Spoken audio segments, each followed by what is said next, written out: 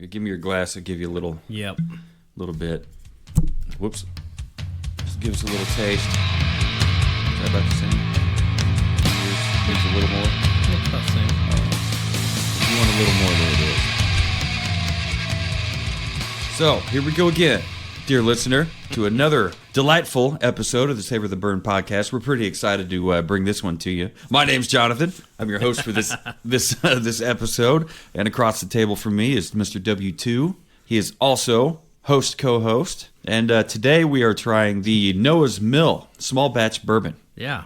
Tell us a little bit about it. This is one I was just out and about one day and up at our local liquor store, Stanley Station, and I was looking for something new. You love that place, don't you? I do. Yeah, they have a great selection. You know, when I first started going up there was when I was primarily always on the hunt for a new beer. Mm-hmm. And so I would go up there and, funny story, probably a full year's worth of just in and out, and the owners and the people that worked there knew me by sight. Mm-hmm. And one of the ladies that worked up there thought I was Stretch. Wow. Huh. This is without the beard. My spiky hair on top was a little longer and a little bit more of a messier kind of a look. And you know, a lot of times when I go in there, I'll, instead of just taking my sunglasses off, I'll just kind of click them up on my forehead or whatever. And but yeah, for the longest time, she thought I was Stretch. And one day she's like, "You're Stretch, right?" No. Are you sure? I'm pretty sure. But anyway. No, I'm not, but I will take the Stretch discount if you got one my way. Take the Stretch bottle of bourbon you don't have available for everybody else. But as I've gotten into the whiskeys and the bourbons, I realized that they do a really great job of curating a good variety and selection of different bourbons and whatnot. And where is this? Right next to Johnny's. Okay. Johnny's Tavern? Mm-hmm. Is there a Best Regards Bakery over there and Cafe? Nope. No? Okay. Oh, well.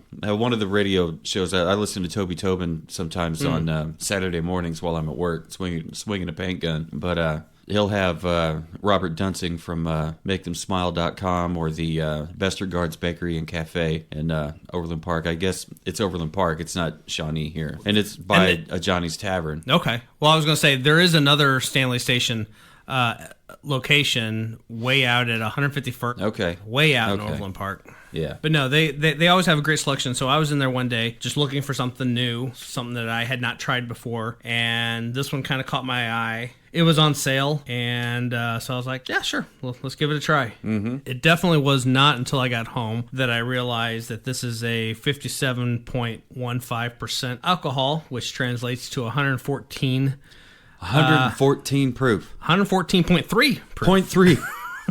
Yeah, it says here on the back of the bottle, it's like a regular wine bottle. It does look like a wine bottle. I don't always see whiskeys in wine bottles, so that's kind of different. It says here on the back, Noah's Mill is a bourbon of extraordinary character and smoothness, not found among younger whiskeys. Its superior taste and flavor characteristics are made possible only from using the very finest quality ingredients, which is something we talk about doing, at the outset, along with the long years and patience necessary for nature to mellow everything to perfection.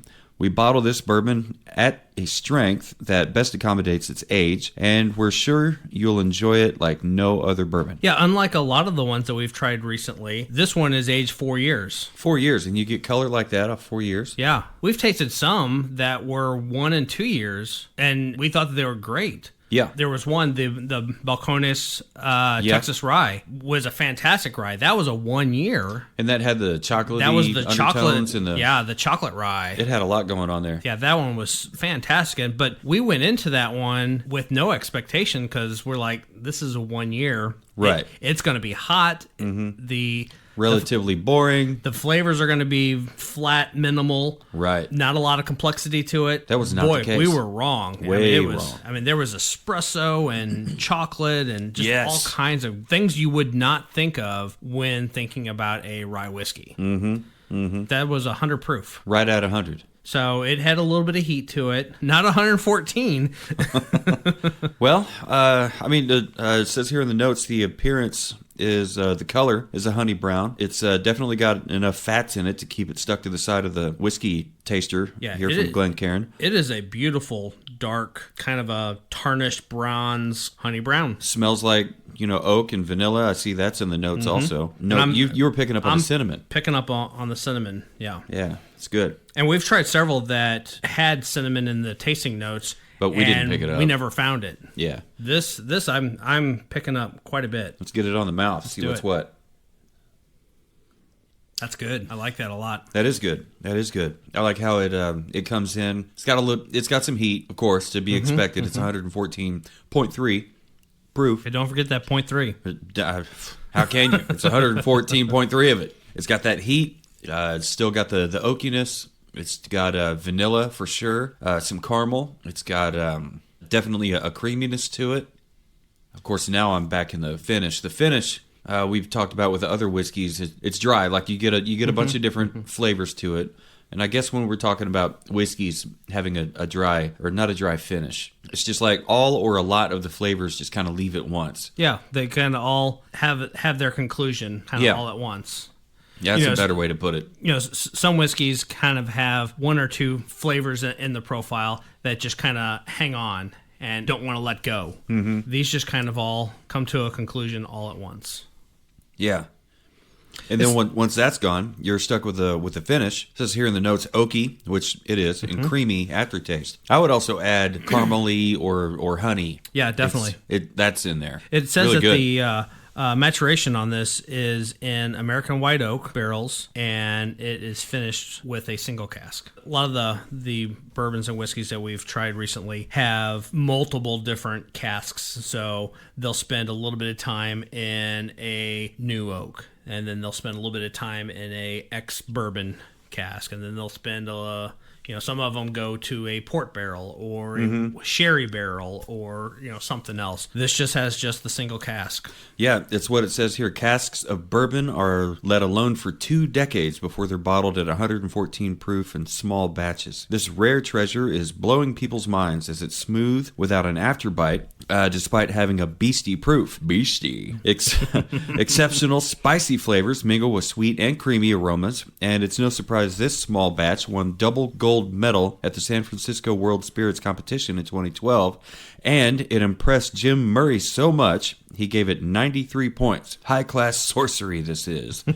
Well, I picked this bourbon as not only our bourbon to taste and try, but I've got a cocktail in mind. You do? Now that I'm kind of getting into this cocktail making mode, I'm trying to find new cocktails that are... And new cocktails mean new ingredients. New ingredients, right? Yeah. There's what's the word I'm looking for? The usual suspects. Okay. The aromatic go-tos. bitters, fruit slices. But even the cocktails, your old fashioned, your whiskey sour. I'm trying to go beyond that, beyond the staples of that. And as I was kind of going through here, and like you said, with new cocktails means new ingredients. So I'm always trying to add new bitters to the arsenal. I've now got a dehydrated orange slices.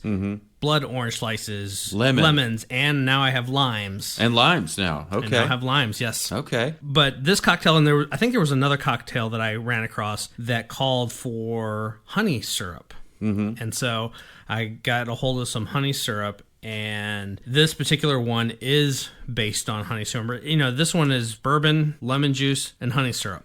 That's it. And a sprig of fresh rosemary. That's kind of my own adding to it. The recipe that I ran across did not have that on there. It basically just had you garnish it with a lemon wheel at the end of it. And I was taking some photos, and I'm always trying some new angles and new different things for photos. And I had some fresh rosemary in the fridge, and I was like, that might be a nice, cool contrast for a photo. And so I put some rosemary in there, and I liked it. It actually added another dimension to the flavor. So okay. Did you rub it on the rim? I just kind of dropped it in there. I just kind of smacked it on the edge of the rim, and then I just kind woke up the oils a little bit. Yep. And then just drop it right on the lemon wheel. Well, I'm definitely looking forward to trying that out, because this whiskey, neat. It's stunning. It's absolutely fantastic. And knowing you and your love affair with honey, right? Open that bottle up right there, and you definitely will not have to get too close to it. And it has just a very strong honey aroma. Wow, that's something. That's got a great color too. Yeah, keep that out of sunlight. It looks like pure honey. Yeah. But it's thin enough to be like a thicker kind of maple syrup. I'm looking forward to trying. Sorry, I had spaced out there for a second. I guess I really do have a problem with honey. I don't just talk it up. I actually do space out thinking about it. But yeah, okay. So yeah, I'm definitely looking forward to trying that. So yeah, we're gonna do a Gold Rush here in a few minutes. Why wait? Oh, let's do it now. Let's get to it. Let's do it now. All right. But right now, what we have in front of us right now is this Gold Rush cocktail, and man, it looks cool. It looks good. We've got 1.5 ounces of the bourbon that we just tasted, an ounce of lemon juice, an ounce of honey syrup, and a sprig of fresh rosemary, and a dehydrated lemon wheel. Looks good to me. Shaken and poured over a large cube. Cheers. Yeah, cheers. Let's do this. Try it out. Holy shit. Right? It's got everything in it. You can taste everything in there. That honey syrup just changes the game, doesn't it? Yeah. I feel my blood vessels in my arms are opening up. I'm about to turn into a bear. I'm a bear. I'm going to go chew up a tree or something. Yeah, and the rosemary, you knocked it against the lip of the glass. You're like, oh, supposedly that does something, but it damn sure does. Rosemary is a pretty dominant smelling herb, or because of the oils and shit. So good. This is a very good cocktail. The honey mixed with the lemon makes a delightful lemonade, of course. And the bourbon isn't lost in this. Of course, how could it be lost with a 114 proof? Well, and that's the thing, and that actually kind of plays into the reason why I chose this bourbon for us to try, is because it is a little bit higher proof than your typical bourbon. Yeah. And I knew that this particular cocktail brings a lot of different sweetnesses, sweet and sours to it. This bourbon, it already had sweet to it. It already had plenty of honey, plenty of vanilla, plenty of caramel or caramel, depending on how you want to call it. I thought caramel was the hard stuff, and caramel was the smooth and kind of runny, the ooey gooey stuff. Some people will argue. That's fine. If they want to argue, send your hate mail to jonathan@savortheburn.com. Just email it right to me. Give me all your hate. Yeah, but in my life right now, there's no room for hate because this cocktail is pure bliss. It reminds me of how shocked I was with the what was it, the Stanley Tucci? Oh, the Scotch sour. Yeah, it was like it caught me way off guard. I had no idea how good a cocktail could be until I tried that. That was so incredible. I mean, this one is very, very similar. It's just missing the smokiness of the Scotch.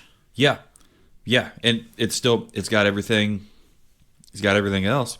It's got the honey. Only this, instead of smokiness, it's got rosemary. I was so surprised at I don't know. Please forgive me, but oh no, I'm not as versed on my honey as you are. Oh, that's fine. But, that's fine. But I thought honey syrup, simple syrup. It's all just sweet syrups. But the recipe called for honey syrup, so I found some and I bought some. And when it came in, that bottle's pretty huge. Did you? Well, were you expecting such a big ass bottle? No, not at all. And going back to my order, yes, in the description it says, it's a 750 milliliter bottle. But I didn't look at that when you're ordering on Amazon. I thought, my simple syrup that I've got up there is just a small little 8 ounce thing or something. 8 ounce, right?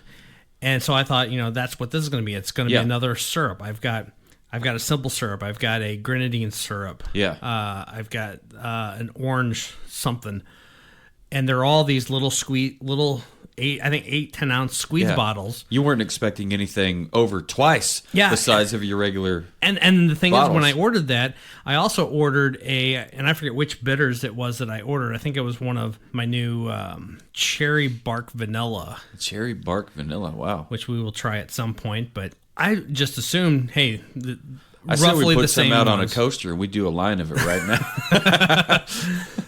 But this bottle came in there, I was like, holy gosh, this thing is huge. I guess I'm going to have to get on these cocktails. And I made this Gold Rush, and I was just like, holy smokes.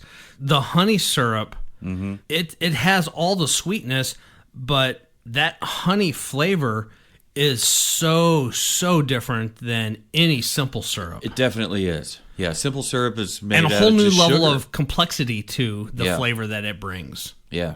I prefer to use honey as a sweetener over white sugar or brown sugar. And it makes sense. I love green teas. Yeah. And green tea and honey Yeah. is the only way to sweeten your green tea. Right. I can't remember last time I used actual so, sugar, cane sugar in tea. It should not surprise me because that's just, that's one of those things I don't think about. It's like if I'm having green tea, I'm putting honey in it. Yeah. So good. Yeah, so this is honey syrup just basically honey and water? Yeah, I forget. I think it's like a 5-to-1 oh, wow. or something like that. Okay. It'd have to be 5 parts honey because it's still pretty thick. Maybe it is, yeah. Or maybe it's 3-to-1. Just thinking ratios, whatever. My brain doesn't math well. But I can say that you put 4 ingredients together. Well, I mean 5 including the ice. You got an ice cube, like it's a big ass cube. I like those. I like the cube in the big square heavy bottom cocktail glass too. It looks good. Hell of a presentation. Yeah. Hell of a cocktail. Hell of a taste. When I first made one of these and I put the rosemary sprig on there, like I said, I put it in there because I wanted a little bit of that green contrast for a photo op. But then I tasted it, and you immediately get that splash of rosemary right off the top of it, and it adds a completely new layer to it that goes very well with it. I wonder if there is a next level to this. We've talked about using those little smokers and adding smoke. Like if you do a smoked Gold Rush. Man! If you smoke the glass, right, and then hit it with the rosemary. And then do this same exact cocktail. I wonder how amazing that would be. I think we need to check But I don't know which wood you would want to use. Would you use hickory, apple wood, cherry wood? Yeah, I'm not sure. Because like when it comes to aging them in the different barrels, American white oak or French oak or English oak, whatever, I can't tell the difference as far as taste goes. But when it comes to eating food that has been smoked in those different woods, it's like, holy smokes, this does taste different. Yeah. I know I've got a hickory, a cherry, and a walnut. So, I don't know. Yeah, I don't either. I've got a little smoker kit, and it's got 4 different, I almost said flavors. It's got 4 different types of wood chips in it. I have watched smoke cocktail videos, some of them where they put the ice cube in there, and they smoke the glass before they pour anything in there. Okay. And then they smoke it. They smoke the ice too. They smoke the ice. Okay. The ice, because the coldness of the ice cube draws and pulls the smoke down and into the glass and holds it into the glass. And then when they take the top off of there and then pour the cocktail on top of it, the smoke kind of comes up, but then it keeps it hugged nice and tight with the cocktail. Oh, wow. But I've seen other ones where you make the full cocktail, you then put the top on, and then smoke the whole cocktail. If you're looking for a light smoke flavor, I'm sure that's probably the way to go. Yeah. But the way I was talking about just smoking the damn glass, but what you talked about made a lot more sense. There's a lot more surface area to cover, so there'd be a lot better infusion of the smoke flavor into the cocktail. I've done it a couple times so far, and I'm excited about the weather warming up, taking things out to the back patio, and really kind of experimenting with the smoker and trying different things and doing it more regularly. The couple that I've done so far seem to give it a quick initial smoky flavor, but then it kind of evaporates a little bit. Did you smoke it into the ice? The couple times that I've done it, I've done the full cocktail. Okay. Yeah, I'm curious to see how all that would even play out. I'm sure. What if you smoke the ice that you put in the shaker before you shake it? Yeah, I don't know. And not smoke any of the cocktail glass or whatever. Or what if you smoked the chips, The fruit slice, dehydrated fruit slices. I've also watched a couple videos lately Or the rosemary. where they take the dehydrated fruit slices and then they put a little bit of brown sugar on there and then use the torch to actually to torch it a little bit and get a little bit of caramelized, caramelize that sugar onto there, which I'm also very, very excited to try. Was that on the dehydrated? Uh-huh. Okay. Yeah, so it would kind of rehydrate and caramelize yeah. at the same time. Oh, it's going to get all sciencey up in here. Dear listener. It's going to be a good year. I don't know if you're in for a treat, but I'm in for a treat. W2's in for a treat. We didn't do a 1 to 10 on the Noah's Mill. No, we did not. Since now that we've had the whiskey, we've had a couple pours, a couple mouths on it, and enjoyed it. And made a cocktail with it. Now I think we've got a full rounded view as to what it is and what it's capable of doing. Yeah, and so on a 1 to 10, and honestly, where would you put it this time around? Because we kind of just went right on into the cocktail. We did, like you said, we have a much fuller, rounder picture. Yeah, Whew. Like it's cool to look at a car and be like, "That's a cool looking car," but like you drive it, you have no idea what it can do or right. what it can't do. Right. Like does it swerve in the when you bank hard? Does it fishtail? What does it do? Does it stay locked on the pavement? Whatever. Anyway, that was a stupid fucking analogy, but still. But yeah. So now that we've had it by itself, we know what it can do by itself, and we know what it can do as it works with a team. Mm-hmm. Maybe that'll factor into it. Should we evaluate these things pre-cocktail? I'm going to give you 2 numbers. Okay. So my first number is just our neat pour. Neat pour. Yeah. Let's hear the neat pour. So I've got my number. I thoroughly enjoyed this. I did too. And I'm thinking back, and all of my ratings have been rather stingy, I feel. But I'm still going to give this one a 7.5. 7.5. I'm going to hit the mark real close to you at an 8. Okay. Yeah. Even at 114 proof, which is usually like, holy shit, that's hot. Yeah. This hits so many marks on what I enjoy in a whiskey or in a bourbon. As a cocktail. Specifically as a Gold Rush, that 7.5 now becomes an 8.5. Yeah. I'm like, I don't know what would make it 10. As much as I love that Stanley Tucci Scotch sour, like I thought that was the new standard for cocktails, fucking period. And it was until I had this one. This one is the new standard for lemony whatever kind of cocktail. So okay, so by itself, neat. It's a solid 8. Solid. Maybe even 8.5. Like, but I'll just stick with 8, just because fucking why not? Yeah. Right? So, but this cocktail featuring the Noah's Mill small batch bourbon, the Gold Rush cocktail. It's not even the Gold Rush cocktail. It's the Savor the Burn version of the Gold Rush cocktail because the original recipe didn't have fresh rosemary. Right. And there is no standard recipe. It varies, right? Sure. So. As I said, looking through some of the... It's like every time I try to make a point, I devil's advocate myself, and I'm like, I stuck, and I reevaluate, and I try to clarify.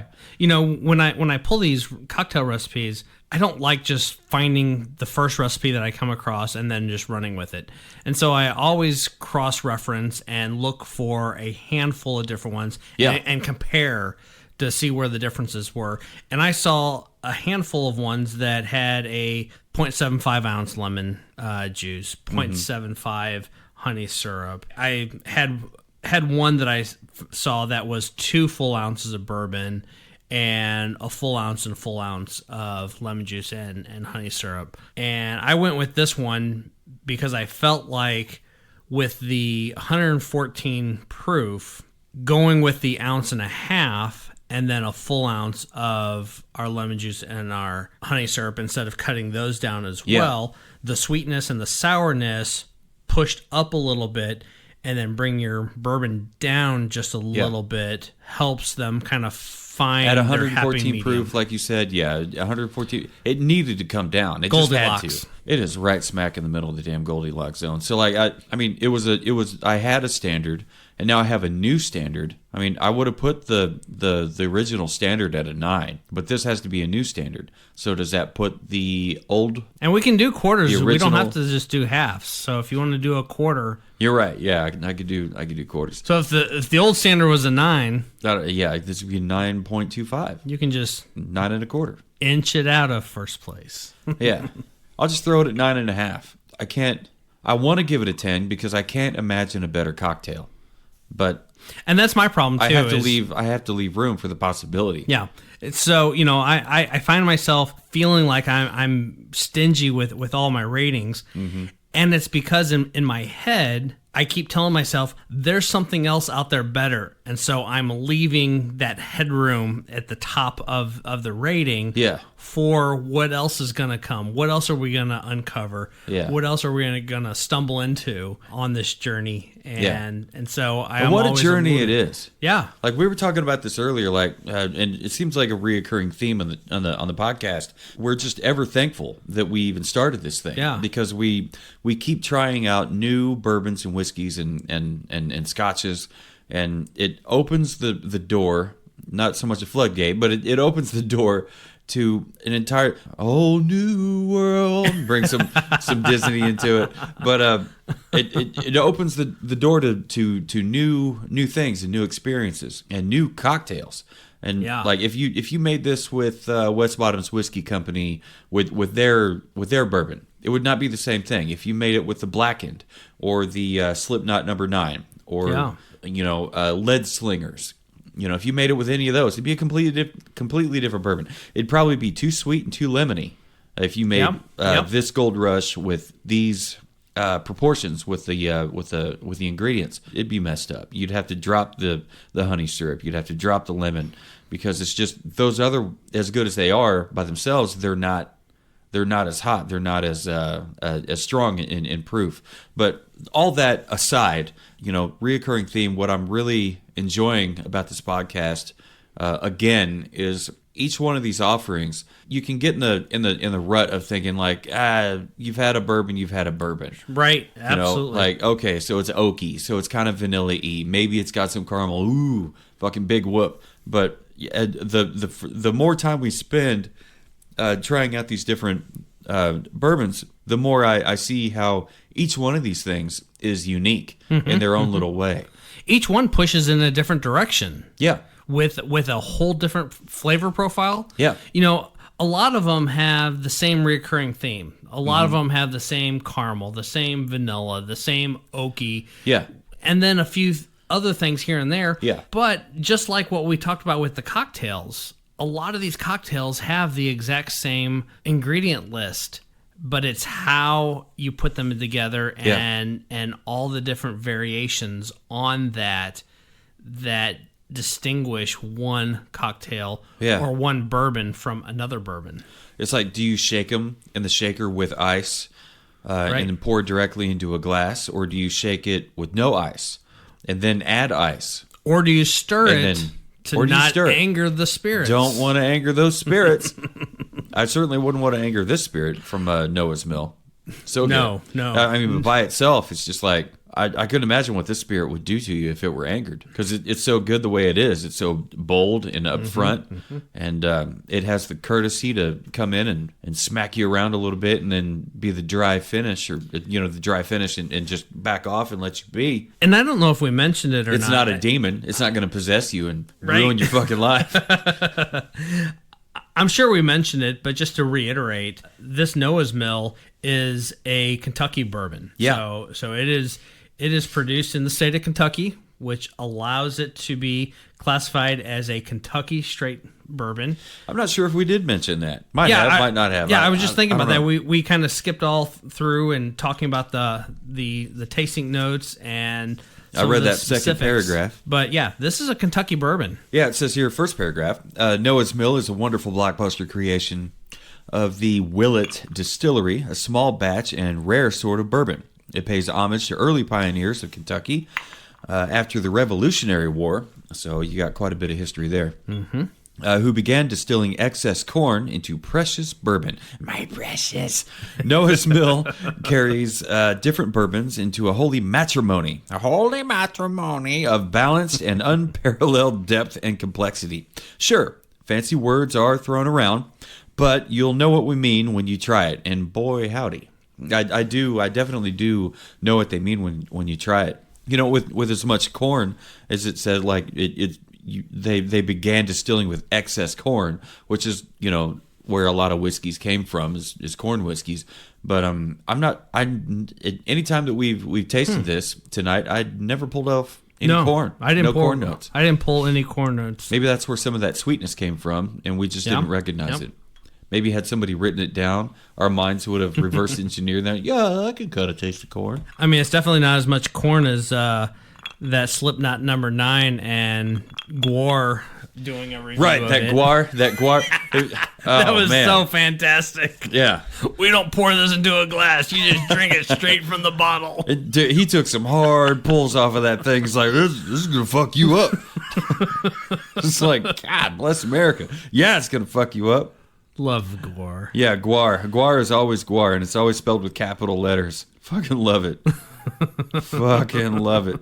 Look this up real quick. See if it's on their Instagram. It's one of their reels. Yeah, on there. Look that up. Yeah.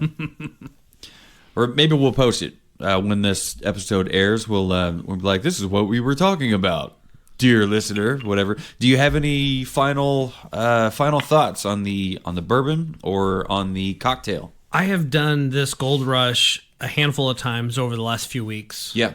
And I get a picture every time. Hands down. Yes, you do. Well, of course. I got to share. Yeah, right.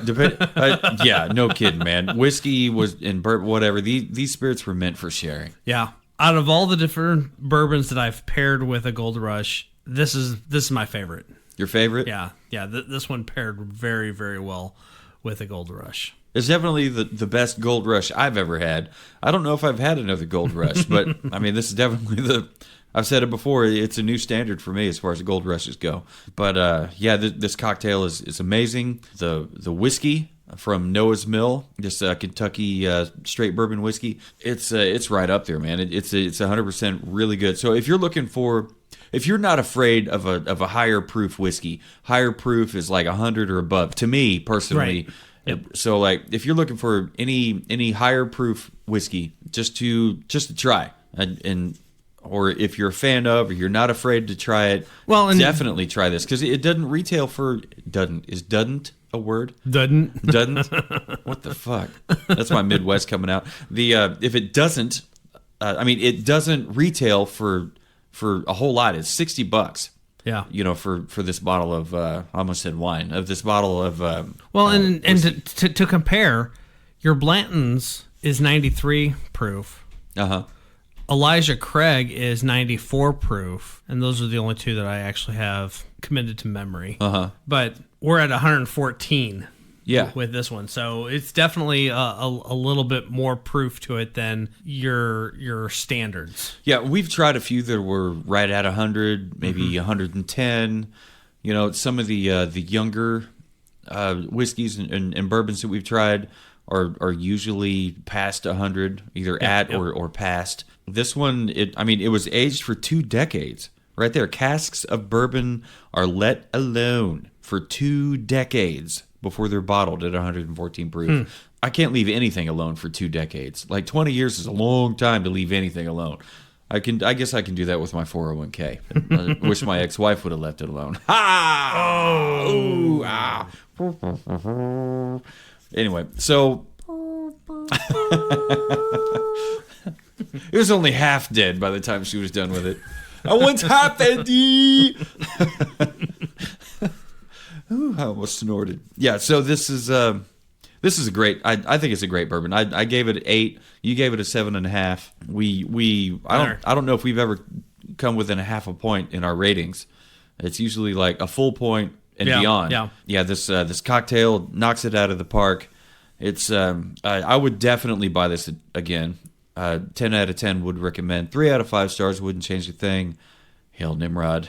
I would definitely definitely do this again. So, dear listener, if you're looking for a new to you and interesting Kentucky straight bourbon to try, it's definitely good. I would definitely recommend it. Now, I might end up buying a bottle of this for myself at some point.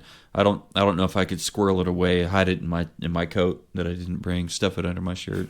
I wouldn't do that anyway. But yeah, I'm definitely going to be in the market for it, especially after having this damn cocktail with it. And the rosemary, man, I'm planting that in my garden this year for sure. Oh man, if you do that, you're gonna have to bring some over for cocktails. Yeah. Fresh ingredients, good ingredients, better cocktails. Papa John's. But you gotta, good times. This shit is strong. But yeah, I would 100% recommend this and share it with your friends.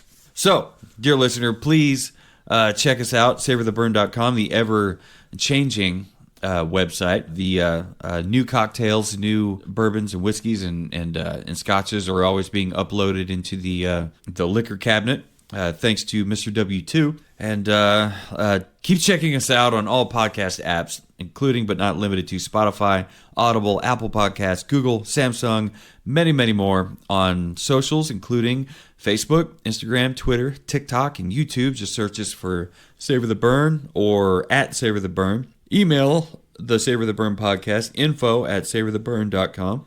You can email me personally if you think I'm a total jackass or if I'm the coolest dude ever. Nothing in between. It's got to be one of those extremes. Jonathan@savortheburn.com. Mr. W2, how do they get a hold of you? W2@savortheburn.com. Damn Skippy. So, no matter who you're emailing or whom you're emailing, and no matter what you're doing or who you're with, whom you're with, don't forget, dear listener, to keep on burning.